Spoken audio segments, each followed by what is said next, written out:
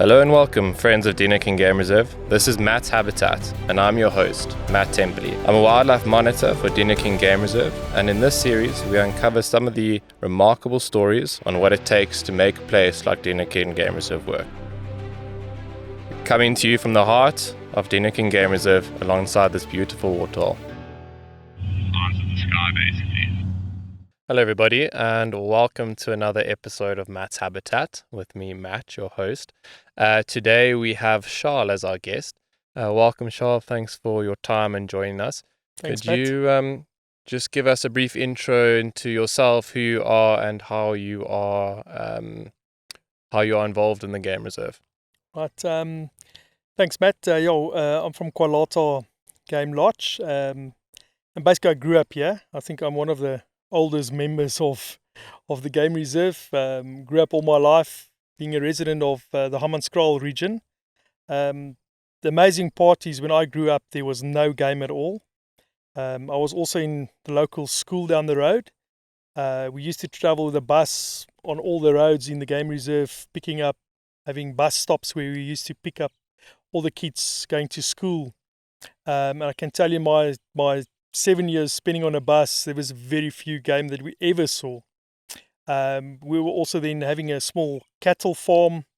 I started in the 80s studying education, and I brought out some student friends, and we started camping, just like wild camping, making a fire in the bush and just having fun, and swim in the river, milk cows. It was more like a farm weekend. And later on, my dad fenced about 300 hectares, introduced game, and our whole program changed more to environmental education. In 92, we started the Kwalata model as an environmental education camp, and then basically from there slowly more properties had game. And by 2000, the Gauteng government came up with the idea to start the Dinokeng Game Reserve, having a Big 5 game reserve 1 hour from our Tambo. And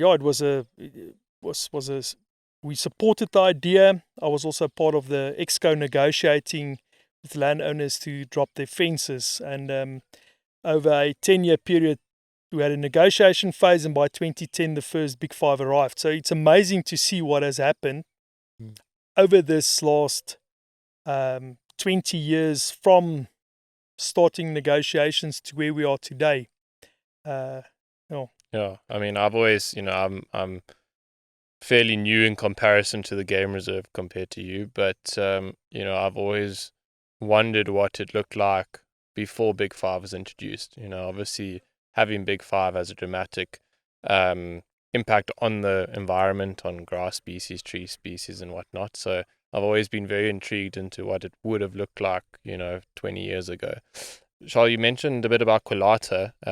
Could you go into Kwalata? And I know it's quite a big lodge within the game reserve. What kind of activities do you guys offer to guests that are looking to come and enjoy the game reserve? So Kwalata's got two options. The one is our adventure camp.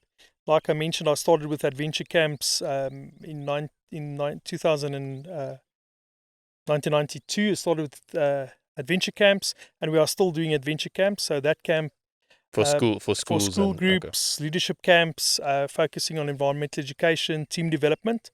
So it's more your bunk bed accommodation, and then our lodge, focusing more on corporate and groups, and then also your leisure guests visiting the game reserve. So we also offer game drives, guided bushwalks, and also tours into our neighboring community that we've been doing since 1994, where we involve the community also in tourism, and we're also actively involved in developing tourism products in our neighboring communities. Okay. I think that's throughout the series of the podcast, we've touched a lot on the community and how important it is to involve the community within the game reserve. Could you quickly, whilst we're on the topic, just go into a bit more detail on some of the projects that specifically Kwalata is involved with, and in collaboration with the reserve as well? Yes. So we've been actively involved in environmental education. We do an annual science expo. We've been running that. This year it will be the 12th year that we do the science expo, where we also, the game reserve is also a partner in the expo, and where we use tourism, promote tourism, we promote conservation, science-based solutions in conservation, and then also promoting careers through science. So annually 600 kids from our neighboring community attends. The show happens over 4 days, and it's normally in August, in the month of the Science Month. Then we also are actively involved in our daycare centers around the community. A lot of them started off in the early 2000s as being shacks.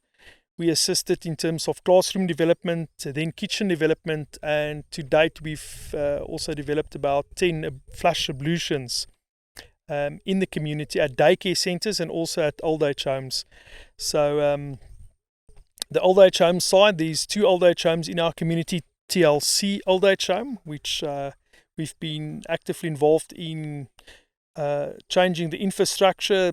In 2012, on Mandela Day, we launched the development of the TLC Old Age Home. It was a shack accommodating 30 elders, and to date there's a 2,000 square meter properly built old age home in the neighbouring Kekana Gardens community. We've also taken hands with Patriku Old Age Home through the years, through securing water through boreholes, pumps, tanks, and also improving the facilities there. But it's been a partnership, and it's also giving our clients opportunity to participate, being part of the Game Reserves program also, to participate there. And then also at the schools, we're also involved with leadership development with some of our neighbouring schools. Okay, I think that's really cool, because I think a lot of lodges don't offer the kind of behind the scenes tour in terms of, going into community and having these community tours. And I think it's important that, when people come to Africa, they're not only just coming for wildlife and seeing kind of the pretty side of things. They also need to know what's going on, in adjacent communities, and how the game reserve and the communities are linked together and run together. You mentioned briefly on the activities. A little birdie told me that you have some quite interesting activities, nature activities coming up, or immersion activities. Could you go into a bit more of that? Yes, we currently opening a activity hub in the Dinokeng Game Reserve at Kwalata Lodge. The idea would also be that your guests visiting neighbouring lodges have got a place they can go to and book an activity like a walk, a birding guide. From there also we will launch tours to rest of winter, like boat cruises, promote the greater region like Cullinan, even Joburg and Pretoria, where you can go on to excursions. We've got some amazing places around the Dinokeng Game Reserve with historic and nature value. I don't know if you've ever been to the Twain Crater, which is, it's amazing to stand just on the doorstep in a meteorite crater with 160 meter cliffs, and it's literally it's an unknown secret, and I think that is also part of the activity hub's focus, that we make these treasures accessible to guests visiting the Dinokeng Game Reserve. Matt, also another amazing factor, I don't know if the camera can turn to the back, if you can just see the flock of little bee eaters coming through. But our birding, and like I mentioned, growing up here, the moment you remove domesticated animals like cattle, goats, sheep, it's got a tremendous impact on the environment, how it just recovers. And through that you get so much bird life returning.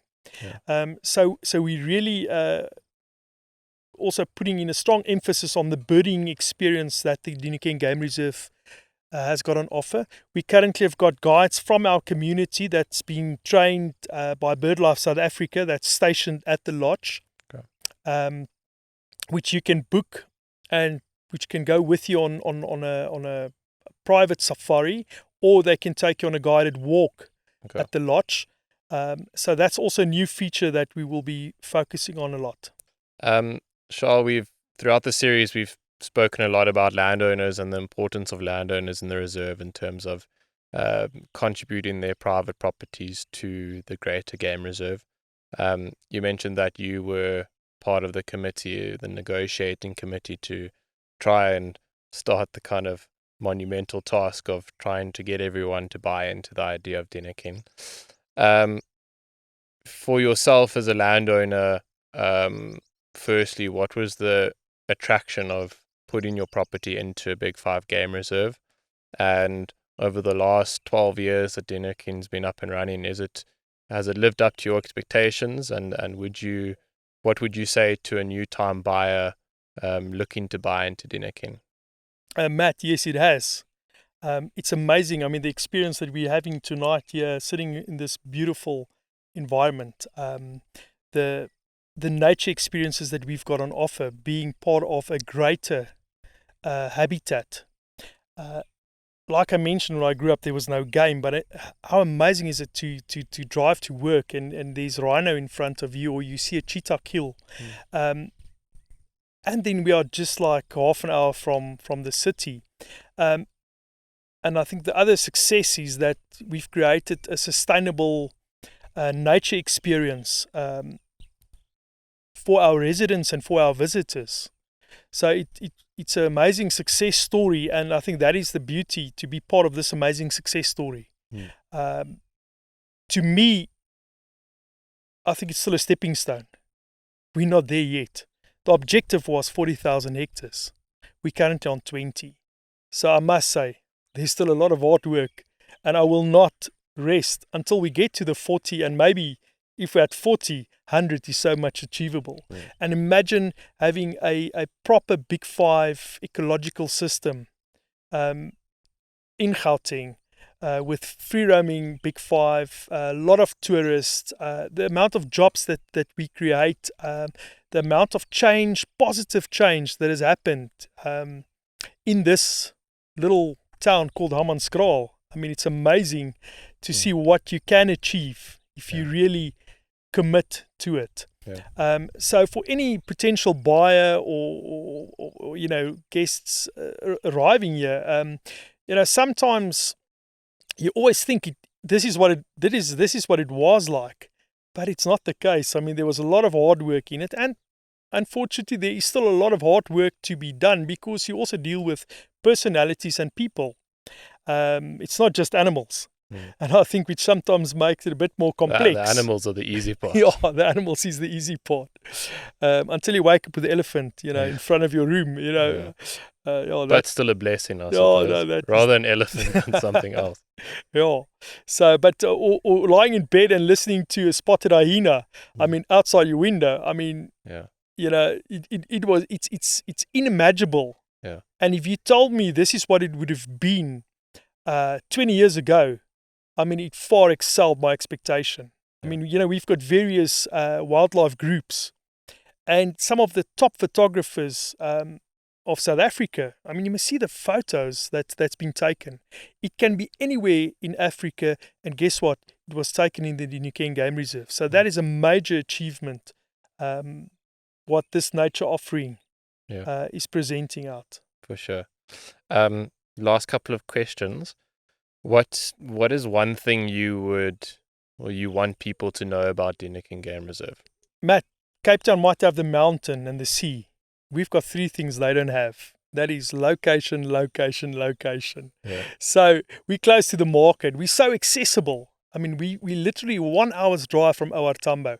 So I think for the world out there, we're still an undiscovered gem. But we are recognized because we can see the amount of visitors coming to the Dinokeng Game Reserve.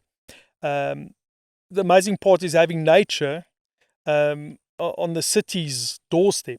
I think that is the amazing part that we've got to offer. You can experience both kind of sides of tourism in one day, city side and the bush side.